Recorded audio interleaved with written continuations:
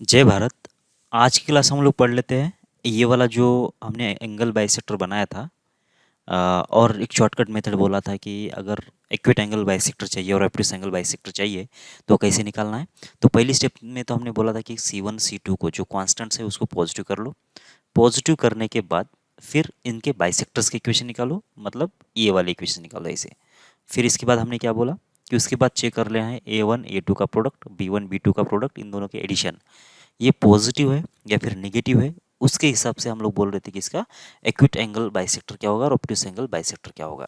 जैसे कि मान लेते हैं A1 A2 plus B1 B2 का प्रोडक्ट अगर पॉजिटिव है, मतलब ग्रेटर देन जीरो है, तो इसका मतलब ये होगा कि एक्यूट एंगल बाइसेक्टर निकालने के लिए तुमको यहाँ पे नेगेटिव लगाना पड़ेगा, क्योंकि ये जो अगर पॉजिटिव होता है तो नेगेटिव साइन अगर यूज़ कर लेता हूँ मैं वहाँ पे, कहाँ पे, इस जगह पे, तो ये तुम्हारा जो एंगल होगा बाइसेक्टर होगा वो एक्यूट एंगल का होगा। और अगर पॉजिटिव यूज़ कर लेता हूँ तो क्या हो जाएगा, ये ऑब्ट्यूज एंगल का बाइसेक्टर बन जाएगा। और वही केस अगर उल्टा कर लेता हूँ तो अगर इसका आंसर अगर नेगेटिव होता है, मतलब A1 A2 B plus B1 B2 का जो प्रोडक्ट का एडिशन है अगर लेस देन जीरो हो जाता है, तब इसका मतलब क्या होगा कि एक्यूट एंगल बाइसेक्टर के लिए साइन तुमको प्लस यूज़ करना पड़ेगा और ऑब्ट्यूज के लिए माइनस का यूज़ करना पड़ेगा। और इसको याद रखने का बहुत आसान तरीका ये था कि इसकी जो भी साइन सिस्टम है A1 A2 plus B1 B2 का जो भी साइन सिस्टम है वो साइन सिस्टम जैसे कि वैसे ऑब्ट्यूज एंगल बाइसेक्टर के लिए लागू होता है। मतलब प्लस है तो ये प्लस और ये माइनस है तो ये माइनस, और इसके अपोजिट क्या हो जाता है कि एक्यूट एंगल बाइसेक्टर के लिए साइन बनेगा। ठीक है। इसके बाद हमने ये बोला था अगर तुमको चाहिए एंगल बाइसेक्टर कंटेनिंग ओरिजिन, अगर एंगल बाइसेक्टर कंटेनिंग ओरिजिन अगर चाहिए और अगर तुमने C1 C2 को प्लस कर दिया है तो हमेशा यहाँ पे तुम प्लस साइन यूज़ कर लो, इसमें हमेशा ओरिजिन कंटेन करेगा। समझ में आ रहा है? ओरिजिन कंटेंट किस में करेगा, अगर C1 C2 को प्लस कर दिया तो इसके अंदर प्लस का साइन यूज़ करो, उसी में हमेशा ओरिजिन कंटेंट करेगा। ये पहले तुम अच्छे से दिमाग में रखो, ये दो चीज़ें हमको काम में आने वाली है इसके प्रूफ में। ठीक है, तो आइए स्टार्ट कर लेते हैं। जैसे कि मान लेते हैं कि हमको क्या करना था कि हमारे पास ये इक्वेशन है A1x plus B1y plus C1 और इक्वल्स टू जीरो, ये एक हमारे पास इक्वेशन है। और दूसरा जो इक्वेशन है ये 2x प्लस होगा B2y और होगा ये C2, ऐसा एक इक्वेशन है। ठीक है, तो हमको क्या करना है कि पहले इसको नॉर्मल फॉर्म में कन्वर्ट कर देना है। सबसे पहले हम लोग क्या करेंगे, नॉर्मल फॉर्म में कन्वर्ट करेंगे। तो नॉर्मल फॉर्म में कन्वर्ट करने के लिए क्या करेंगे कि A1x माइनस B1y और इक्वल्स हो जाएगा C1, मतलब A1x को और B1y को उस साइड लेके गए और यहाँ पे भी वही कर लेंगे, माइनस हो जाएगा A2x प्लस माइनस हो जाएगा B2y और इक्वल्स हो जाएगा C2। क्या करना है हमको कि C1 एंड C2 ये हमेशा पॉजिटिव रहना चाहिए, ये ध्यान रखना है। C1 C2 हमेशा पॉजिटिव रखना है, ये ध्यान रख दिया हमने। इसलिए क्या किया कि हमने इन दोनों का साइन बदल दिया, इसका जैसे वैसे रख दिया। C1 पॉजिटिव है, यहाँ पे C2 पॉजिटिव है, सामान के चल देते हैं। अब इसके बाद क्या करना है कि इसको नॉर्मल फॉर्म में कन्वर्ट कर देना है। नॉर्मल फॉर्म में कन्वर्ट करना मतलब क्या होता है, नॉर्मल फॉर्म में कन्वर्ट करने के लिए आइए देख लेते हैं। ये अगर हमारा एक वाई एक्स और एक्स एक्सिस है और ये अगर हमारी लाइन होती है तो हमको क्या करना होता है कि ओरिजिन से लेकर डिस्टेंस की ज़रूरत पड़ती है और ये एंगल की ज़रूरत पड़ेगी। ठीक है, तो ये फॉर्मेट का होगा, फिर ये एक्स इंटू कॉस अल्फा होगा प्लस होगा वाई इंटू साइन अल्फा और ये हो जाएगा इक्वल्स टू पी। ये हो जाता है तुम्हारा नॉर्मल फॉर्म का इक्वेशन स्ट्रेट लाइन का। ठीक है, तो इस वाले फॉर्मेट में अगर कन्वर्ट कर देना है तो ये जो पी होगा वो क्या होना चाहिए, ओरिजिन से लेकर इस लाइन तक का डिस्टेंस। तो इसका मतलब पहले तो ये जो आगे सामने जो लिखा है इक्वल्स टू के सामने वो क्या होना चाहिए, पी होना चाहिए। पी मतलब क्या, ओरिजिन से लेकर इस लाइन तक का डिस्टेंस, और वो कितना है C1 divide by under of A1 square plus B1 square. ये डिस्टेंस है ओरिजिन से लेकर इस लाइन तक का, तो इसका मतलब वो डिस्टेंस यहाँ पे होना चाहिए अवेलेबल। तो इसलिए हमने क्या किया कि इस टर्म को डिवाइड कर लिया A1 square plus B1 square के रूट से। तो इसका मतलब इधर डिवाइड कर लिया तो इधर भी डिवाइड करना पड़ेगा, तो ये बन जाएगा क्या, A1 स्क्वायर प्लस होगा B1 का स्क्वायर और यहाँ पे कितना आएगा, अंडर रूट ऑफ हो जाएगा A1 का स्क्वायर प्लस हो जाएगा B1 का स्क्वायर। सही है। अब दिखाई दे रहा होगा आपको जो x का जो कोएफिशिएंट है वो क्या होना चाहिए, हमारा cos अल्फा होना चाहिए। तो cos अल्फा कितना होगा यहाँ पे, ये बन जाएगा -A1 और डिवाइडेड बाय कितना आना चाहिए, अंडर रूट ऑफ हो जाएगा A1 का स्क्वायर प्लस हो जाएगा B1 का स्क्वायर और कितना आना चाहिए साइन अल्फा। साइन अल्फा कितना होगा, ये हो जाएगा -B1 डिवाइड बाय कितना आना चाहिए, अंडर रूट ऑफ A1 का स्क्वायर प्लस हो जाएगा B1 का स्क्वायर। सही है क्या? तो इसका मतलब क्या हुआ, इसका मतलब ये कोई स्ट्रेट लाइन है नॉर्मल फॉर्म में, सेंटर से लेकर मतलब ओरिजिन से लेकर लाइन तक का डिस्टेंस तो ये हो गया पी, और जो एंगल बनेगा नॉर्मल का जो एंगल बनेगा एक्स एक्सिस के साथ, अगर अल्फा होता है तो कॉस अल्फा की वैल्यू ये है, साइन अल्फा की वैल्यू ये है। अब सिमिलरली यहाँ पे वही काम करना है हमको। पहले तो इसको नॉर्मल फॉर्म में कन्वर्ट कर देना है, मतलब ये under root of A two का स्क्वायर प्लस बी टू का स्क्वायर इसके नीचे होना चाहिए। यहाँ पे भी कर लो, ए टू का स्क्वायर प्लस बी टू का स्क्वायर, ये होगा तुम्हारा नॉर्मल फॉर्म में कन्वर्ट, है ना। तो ए टू का स्क्वायर प्लस बी टू का स्क्वायर। अब इसके बाद क्या होगा, ये भी तुम्हारी स्ट्रेट लाइन है जिसमें ये जो डिस्टेंस लिखा गया है क्या है, सेंटर से लेकर इस लाइन तक का डिस्टेंस है, मतलब पी की वैल्यू ये हो गई। तो इसका मतलब जो कॉस अल्फा और कॉस बीटा ये होना चाहिए। मतलब अल्फा मतलब क्या होगा कि जो नॉर्मल लाइन है एक सक्सेस जो एंगल बना रही है, अगर अल्फा बन जाता है तो ये कॉस अल्फा होगा, ये कॉस बीटा होगा, मतलब कॉस साइन अल्फा होगा। लेकिन अल्फा तो हमने इधर यूज़ कर लिया है, इसलिए यहाँ पे कुछ दूसरा वेरिएबल यूज़ कर लेते हैं। ये क्या होगा, कॉस बीटा। कॉस बीटा कितना है, मतलब ये जो लाइन का जो नॉर्मल है एक सक्सेस बीटा एंगल बना रहा है ऐसा मान के चलो। तो ये होगा ए टू और डिवाइड बाय होगा कितना, ए टू का स्क्वायर प्लस हो जाना चाहिए बी टू का स्क्वायर, और ये होगा कितना, साइन होगा बीटा, और ये कितना आना चाहिए, माइनस हो जाएगा बी टू, और डिवाइड बाय कितना आएगा, अंडर रूट ऑफ होना चाहिए ए टू का स्क्वायर प्लस हो जाएगा बी टू का स्क्वायर। कोई दिक्कत है क्या, देख लो इसमें, ठीक है। अब यहाँ तक तो हमने बना दिया है। अब ये सिस्टम को हम, ये जो चीज़ है अभी इसको प्लॉट भी कर लेते हैं, ठीक है। प्लॉट करने के लिए क्या करना पड़ेगा हमको, एक्स एक्स और वाई एक्सिस को इंट्रोड्यूस करना पड़ेगा। तो ये रहा एक्स एक्स और वाई एक्सिस को हमने इसमें इंट्रोड्यूस कर लिया, तो ये एक्स एक्सिस और वाई एक्सिस हो गया। पहली लाइन जो हमारी कैसी है, पहली लाइन जो है वो इस टाइप की होगी, ठीक है। ये लाइन है हमारी पहली लाइन, जिसमें जिसमें क्या होगा कि ये होगा तुम्हारा नॉर्मल इस लाइन का, ये अगर यहाँ पे परपेंडिकुलर है तो ये एंगल जो होगा तुम्हारा अल्फा अगर हो जाता है, ये अगर एंगल अल्फा हो जाता है तो ये जो डिस्टेंस होगा, ये जो आगे वाला डिस्टेंस होगा कितना होगा, C1 डिवाइडेड बाई कितना आना चाहिए, ये स्क्वायर ए वन का स्क्वायर प्लस बी वन का स्क्वायर, ये हो जाएगा तुम्हारा ये डिस्टेंस, परपेंड डिस्टेंस। एक दूसरी भी लाइन थी, दूसरी लाइन कैसी है देखो, ये वाली लाइन है, ठीक है। ये लाइन मान लेते हैं कि दूसरी लाइन है, और यहाँ से ओरिजिन से लेकर इसका भी डिस्टेंस हमको गिवन है, और वो डिस्टेंस क्या होना चाहिए, तो ये डिस्टेंस है C2 डिवाइडेड बाय ये डिस्टेंस जो परपेंडिकुलर डिस्टेंस की बात चल रही है, ये होगा मतलब C2 डिवाइड बाई ये under root of A two का स्क्वायर प्लस बी टू का स्क्वायर, सही है। और ये जो एंगल होगा यहाँ से लेकर यहाँ तक का, ये कितना है, बीटा के बराबर है, ये एंगल बीटा के बराबर है। और ये एंगल अगर बीटा के बराबर था, ये अगर अल्फा के बराबर था, तो ये दो लाइन के बीच का, मतलब नॉर्मल के बीच का जो एंगल होगा ये कितना होना चाहिए, ये होना चाहिए बीटा में से अल्फा घटा देंगे तो ये मिल जाएगा तुमको इतना एंगल, ठीक है। अब अगर तुम इस क्वाड्रेटल को देख रहे हो ध्यान से, ओ ए बी और ये सी, ओ ए बी सी, ये जो क्वाड्रेटल है वो कैसा होगा देखो, इसमें ये दो एंगल जो सी के ऊपर और ए के ऊपर, ये जो जो एंगल है वो कैसे होंगे, वो होंगे 90 डिग्री।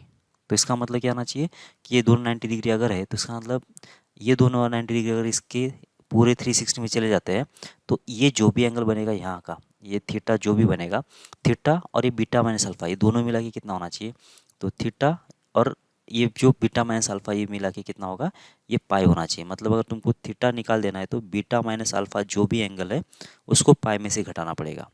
तो यहाँ से तुमको डायरेक्ट रिलेशन मिल रहा है कि अगर बीटा माइनस अल्फा क्या हो जाता है, अगर एक्यूट एंगल होता है तो थीटा क्या होगा, ऑब्टूस हो जाएगा। ये अगर एक्यूट एंगल हो जाता है, मतलब 90 से अगर कम होगा, तो इसका मतलब थीटा ऑब्वियस बात है कि ये 90 से ज़्यादा होगा, ये ऑब्टूस एंगल बाइसेक्टर होगा। और अगर बीटा माइनस अल्फा क्या हो जाता है कि अगर ये एक्यूट बन जाता है, मतलब ऑब्टूस बन जाता है, तो ये अगर ऑब्टूस बन गया मतलब क्या होना चाहिए कि थीटा जो होगा ऑटोमेटिक एक्यूट एंगल बनेगा। मतलब ये उल्टा, मतलब ये इनवर्स बन रहा है दोनों के बीच में।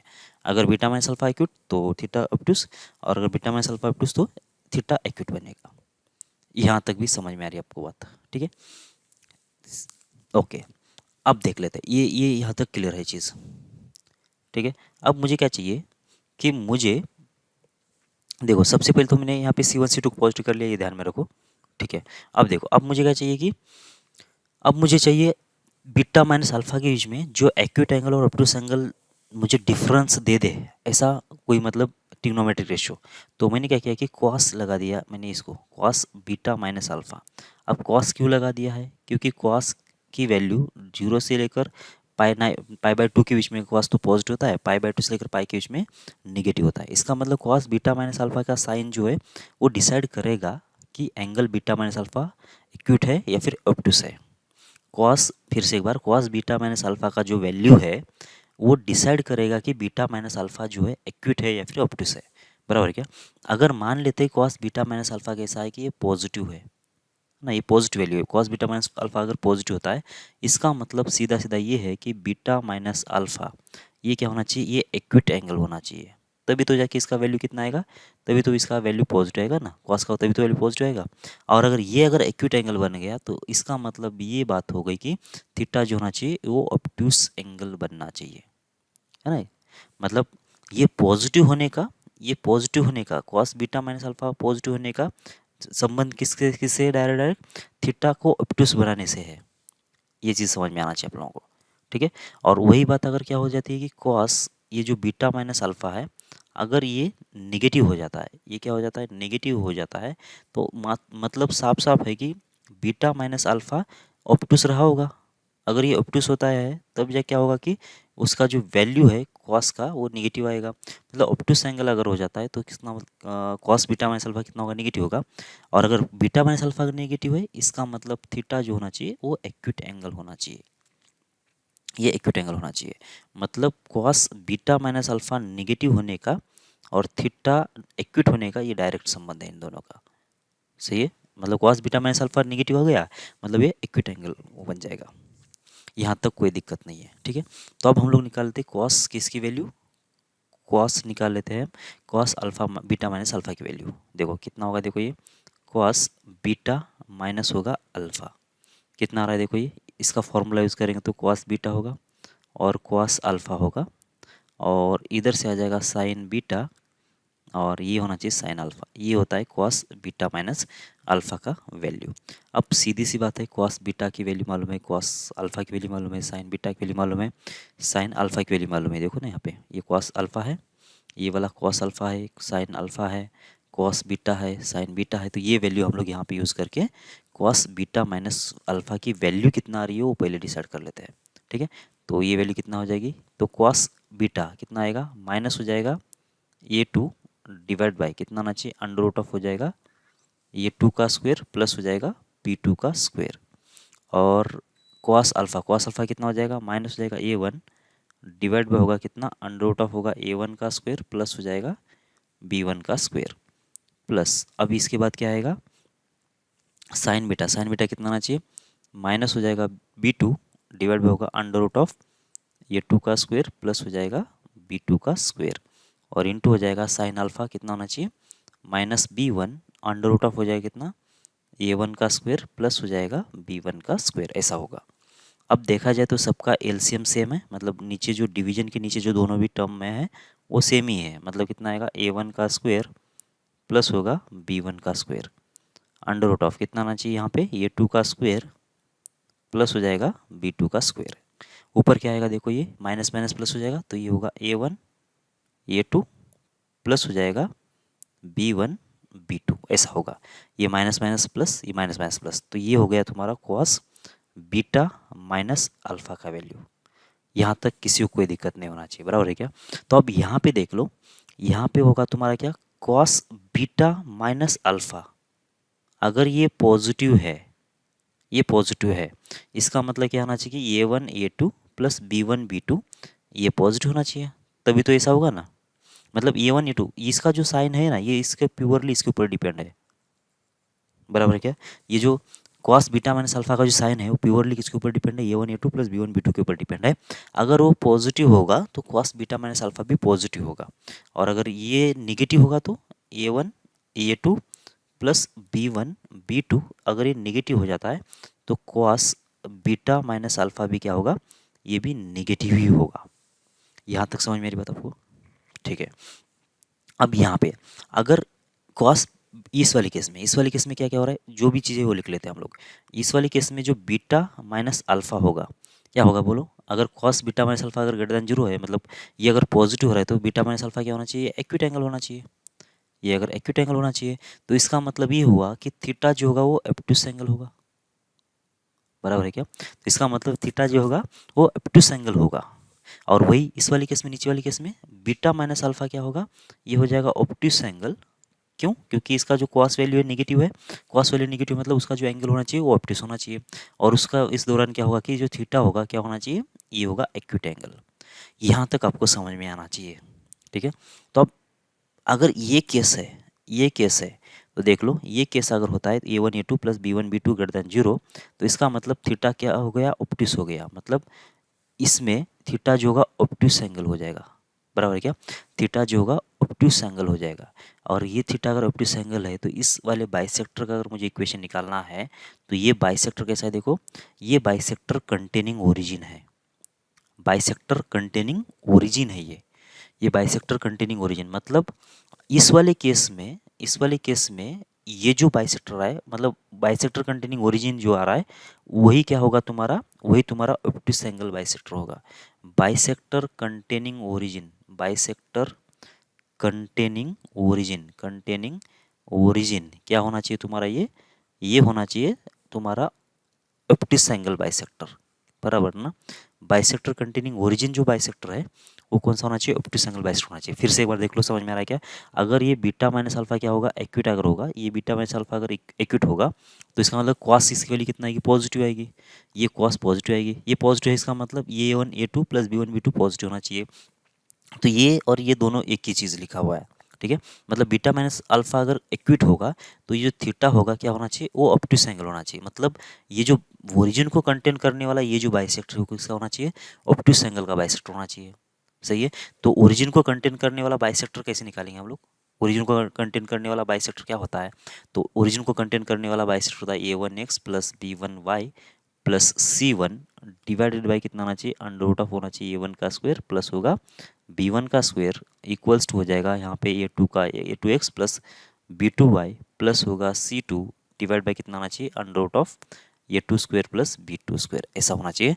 और यहाँ पे तुमको प्लस लिखना पड़ेगा, तब ये जो एंगल कब, मतलब C1 C2 को तो पॉजिटिव कर ही लिया ना हमने, C1 को पॉजिटिव C2 को पॉजिटिव कर ही लिया है, तब क्या होगा कि ये प्लस में ही आएगा ये। तो और ये जो हमने सिस्टम बनाया था उसमें भी C1 C2 को हमने पॉजिटिव ऑलरेडी कर ही लिया है। देखो यहाँ पे C1 C2 को हमने ऑलरेडी पॉजिटिव बोल ही दिया था। इसका मतलब ये हुआ कि एंगल बाइसेक्टर कंटेनिंग ओरिजिन अगर चाहिए तो बस तुमको यहाँ पे प्लस लगाना पड़ेगा। और ये एंगल बाइसेक्टर कंटेनिंग ओरिजिन अगर है तो वो कौन सा है इस वाले केस में, ये है obtuse angle bisector, obtuse angle bisector, बराबर क्या, ये होगा ऑब्ट्यूस एंगल बाइसेक्टर। समझ में आ रहा है आपको। इसका मतलब अब यहाँ पे तुमको पता चल रहा है कि A1 A2 plus B1 B2 अगर ये पॉजिटिव हो जाता है तो एक्यूट एंगल और ऑब्ट्यूस एंगल इसमें क्या आएगा, तो ये प्लस साइन लगा दो तो ये क्या बन जाएगा तुम्हारा, ऑब्ट्यूस एंगल बाइसेक्टर बनेगा। और माइनस लगाने से क्या होगा, एक्यूट एंगल। ये कैसे पता चल रहा है, इधर से पता चल रहा है, क्योंकि ये जो एंगल बन रहा है तुम्हारा, ये थीटा कितना बन रहा है इस वाले केस में, वो ऑब्ट्यूस एंगल बन रहा है। और ये जो थीटा अगर ऑब्ट्यूस है तो ये जो ओरिजिन है वो ऑब्ट्यूस एंगल में कंटेन कर रहा है। तो बस ये ऑब्ट्यूस एंगल बाइसेक्टर का इक्वेशन ये हो जाएगा फिर प्लस लगाने से, बराबर ना, क्योंकि इसमें इसी में ओरिजिन आ रहा है। ठीक है, और अगर समझो मान लेते कि ये नेगेटिव आ रहा है, कौन, A1 A2 plus B1 B2, ये अगर लेस दैन जीरो होता है तो इसका मतलब ये हुआ कि ये अगर लेस दैन जीरो तो ये तुम्हारा अब क्या है कि ये तुम्हारा एंगल कैसा है, ये अब ऑब्ट्यूस एंगल है। ये जब ऑब्ट्यूस एंगल होगा तो इसका मतलब ये क्या होगा, तुम्हारा एक्यूट एंगल हो जाएगा, बराबर ना, ये होगा तुम्हारा एक्यूट एंगल। अगर ये तुम्हारा एक्यूट एंगल है तो इसका मतलब ओरिजिन अब किस में आ रहा है, एक्यूट एंगल बाइसेक्टर में आ रहा है। तो इसका मतलब ये जो एंगल बनेगा अभी इस वाले केस में, जब A1 A2 plus B1 B2 जब ये निगेटिव होगा तो ये प्लस लेने से ये होगा एक्यूट एंगल बाइसेक्टर का इक्वेशन, एक्यूट एंगल का एक्यूट एंगल बाइसेक्टर का इक्वेशन होगा ये। समझ में आ रहा है क्या। तो इसका मतलब यहाँ पे प्लस इसमें लगाना पड़ेगा हमको एक्यूट एंगल में, मतलब इसमें लगाना पड़ेगा, और इसमें क्या लगाना पड़ेगा, माइनस लगाना पड़ेगा, उसके उल्टा। समझ में आ रही बात आपको। ये होगा अगर इन A1 A2 ये B1 B2 का प्रोडक्ट नेगेटिव आता है तो ये होगा, और A1 A2 plus B1 B2 का प्रोडक्ट अगर पॉजिटिव होता है तो जो एंगल बाइसेक्टर कंटेनिंग ओरिजिन जो होगा वो इसमें इस वाले केस में ऑब्ट्यूस में कंटेन करेगा और इस वाले केस में एक्यूट में करेगा। ये इस वाले में ओरिजिन जो है एक्यूट एंगल में कंटेन करने वाला है। समझ में आ रहा है क्या। तो इसके वजह से ये साइन सिस्टम ऐसे आ जाएगी। ठीक है, तो ये है इसका एक्सप्लेनेशन। तो फिर से एक बार बात कर लेते हैं हम लोग क्या, कि अगर समझो तुम्हारे पास क्या करना है कि एंगल बाइसेक्टर्स निकाल देना है, तो सबसे पहले हम लोग क्या करेंगे, C1 को पॉजिटिव, C2 को पॉजिटिव, और C1 C2 को पॉजिटिव करने के बाद A1x प्लस होगा B1y प्लस होगा C1 डिवाइड बाय होगा अंडर रूट ऑफ A1 का स्क्वायर प्लस होगा B1 का स्क्वायर, और इक्वल्स हो जाएगा प्लस और माइनस, ये होगा a2x प्लस हो जाएगा b2y प्लस हो जाएगा c2 और डिवाइडेड बाय होगा a2 का स्क्वायर प्लस होगा b2 का स्क्वायर। ये इक्वेशन निकालने के बाद हम लोग चेक करेंगे क्या, a1 a2 plus b1 b2 का साइन, अगर ये प्लस होता है या फिर माइनस होता है तो एक्यूट एंगल बाइसेक्टर के लिए लगाना पड़ेगा माइनस, ऑब्टूस एंगल बाइसेक्टर के लिए लगाना पड़ेगा प्लस। और इस वाले केस में इसमें प्लस इसमें माइनस, ठीक है। और ओरिजिन किस में कंटेन करेगा, इस वाले केस में ओरिजिन जो है ऑब्टूस एंगल बाइसेक्टर में कंटेन करेगा और इस वाले केस में ओरिजिन जो है एक्यूट एंगल बाइसेक्टर में कंटेन करेगा। और उधर से ही हमने ये जो साइन सिस्टम है वो बना लिया है, ठीक है। तो ये था एक्सप्लेनेशन इस शॉर्टकट मेथड का, ठीक है। ओके, मिलते हैं अगली क्लास में। जय भारत।